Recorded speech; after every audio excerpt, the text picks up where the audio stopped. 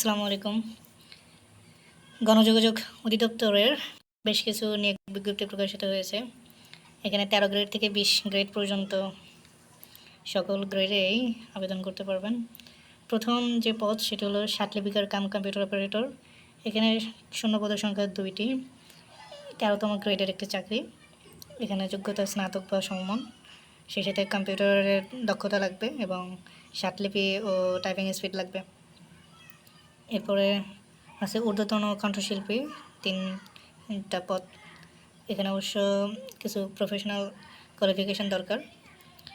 এরপরে আছে sound mechanic হিসেবে 4 জন, ড্রাইভার হিসেবে 22 জন 15তম গ্রেডে।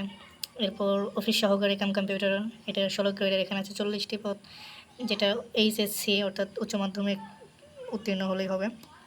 সেই সাথে অবশ্যই টাইপিং স্পিড লাগবে, বাংলা এবং ইংলিশে 20।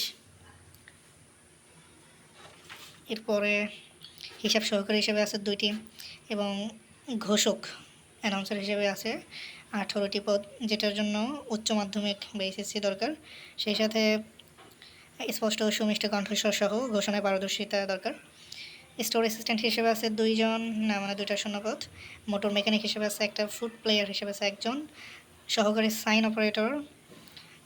এগুলো আমি যোগ্যতা বলছি না এই কারণে যে এখানে কিছু প্রফেশনাল দক্ষতা দরকার। অফিস সহায়ক হিসেবে আছে 33 জন, গ্রেড 20, যেখানে এসএসসি দরকার, এসএসসি পাস হলে হবে, সুস্বাস্থ্যের অধিকারে। এরপর আছে নিরাপত্তা প্রহরী। নিরাপত্তা প্রহরী হিসেবে 26টি পদ খালি আছে। এটাও এসএসসি উত্তীর্ণ হতে হবে এবং সুস্বাস্থ্যের অধিকারী হতে হবে।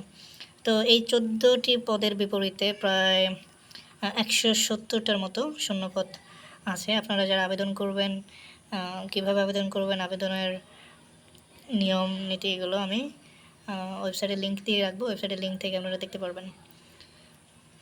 তো ধন্যবাদ সবাইকে। চ্যানেলটা অবশ্যই সাবস্ক্রাইব করে রাখবেন।